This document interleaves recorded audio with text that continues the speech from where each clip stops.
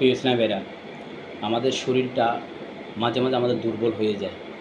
আমরা একজনের সাথে শেয়ার করি যে আমার প্রেশার বেড়ে গেছে, আমার শরীর খুব দুর্বলতা অনুভব করতেছে, আমি কাজে আসতে পারতেছি না, কাজ করতেও পারতেছি না, কাজ না চললে সংসার চলবে না। অনেক মুসল্লিরা বলে, ভাই আজকে আমার প্রেশার ডাউন হয়ে গেছে, আমি নামাজ আসতে পারিনি, তার মানে শরীরটা দুর্বল হয়ে গেছে। অনেকে আবার নিস্তেজ হয়ে যায়, দুর্বল হয়ে যায়, বেহুশ হয়ে যায়। তার এই অর্থই শরীরটা দুর্বল হয়ে যায়। সেটা হলো আমাদের শরীর, মানে মানব, আমরা যারা মানব রয়েছে, আমাদের শরীরের কন্ডিশন। তখন আমরা ডাক্তারের শরণাপন্ন হই। ডাক্তারে আমাদেরকে ওষুধ দেওয়ার পরে, ভিটামিন দেওয়ার পরে, প্রতিষেধক দেওয়ার পর আমরা আবার কিছুটা সুস্থতা অনুভব করলে আমরা আবার জীবন ধারণ করে থাকি। কিন্তু নবী করিম সাল্লাল্লাহু আলাইহি সাল্লামের ক্ষেত্রে সেটা হলো ভিন্ন। অনেক ইসলামীরা যে আকিদা পোষণ করেন যে নবীজি আমাদের মতো, এই আকিদা, এই ধরনের আকিদা পোষণ করার আগেই ইমান চলে যাবে।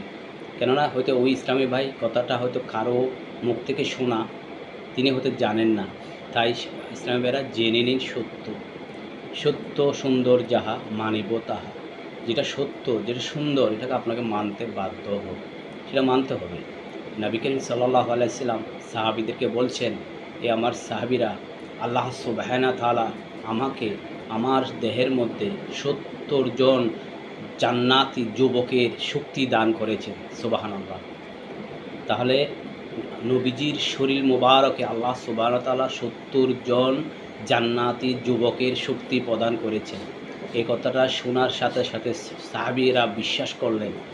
এই কথাটা যখন বাজারে, সমাজে যখন ছড়িয়ে পড়ল, তখন একজন ইহুদি ছিলেন, খুব বীর, খুব শক্তিশালী, রুখেনা তার নাম ছিল, ইহুদি রুখেনা দাঁড়িয়ে গেলেন, বলেন অসম্ভব, আমি হলাম এই আল্লাহর জমিনে সবচেয়ে শক্তিধর পুরুষ, আমার সাথে কেউ আসতে পারবে না। যে মোহাম্মদ সাল্লাল্লাহু, তখন তো নবী হিসেবে মানে না, মোহাম্মদ হিসেবে মানে। আবদুল্লাহর পুত্র মোহাম্মদ যে কথাটা বলেছেন যে ৭০ জন যুবকের, জান্নাতি যুবকের শক্তি যে আল্লাহ দান করেছেন, এটা আমি বিশ্বাস করি না। আমি মনে করি যে আমি রুখেনাই সেরা, আমার শরীরে সবচেয়ে শক্তি বেশি, সেটা রুখেনার দাবি। রুখেনা নবী করিম সাল্লাল্লাহু আলাইহি সাল্লামকে প্রস্তাব দিলেন যে আপনি আমার সাথে আসুন, একটু আমরা কুস্তি, আমরা বীরত্বটাকে, আপনার শক্তিটাকে পরীক্ষা করব। নবীজি বললেন, ঠিক আছে, রাইট। এখন দিন ধার্য করা হলো, সকলে সমবেত হলো, রুখেনা প্রস্তুত। রুখেনা বললেন, নবীজিকে বললেন যে আপনি আমাকে আগে আক্রমণ করুন। নবীজি বলছেন, না, আমি যদি তোমাকে আক্রমণ করি, তাহলে তুমি বলবে যে আমি তোমাকে আক্রমণ করেছি, তাই কি করেছি, তুমি পরাজিত হয়েছো, তুমি আমাকে আগে আক্রমণ করো। তখন রোহানা নবী করিম সাল্লাল্লাহু আলাইহি সাল্লামের শরীর মোবারকে হাত দিয়েই বুঝতে পারলেন যে সত্যি উনি আল্লাহর রাসূল। ওনার শরীরে ৭০ জন যুবকের, জান্নাতি যুবকের শরীরের শক্তি আল্লাহ সুবহানাহু ওয়া তাআলা দিয়েছেন, শরীরে শক্তি বিরাজমান।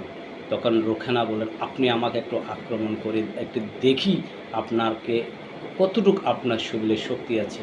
নবী করিম সাল্লাল্লাহু আলাইহি সাল্লামের হাত মোবারক, সামান্য হাত মোবারক যখন রুখানার গায়ে হাত মোবারক দিলেন, রুখানা বলছেন, ইয়া রাসূলুল্লাহ সাল্লাল্লাহু আলাইহি সাল্লাম, আপনি সত্যি আল্লাহর রাসূল, আপনার যে জবান মোবারকে যে কথা বলেছেন সাদ্দাক্তা, সেটি সত্য।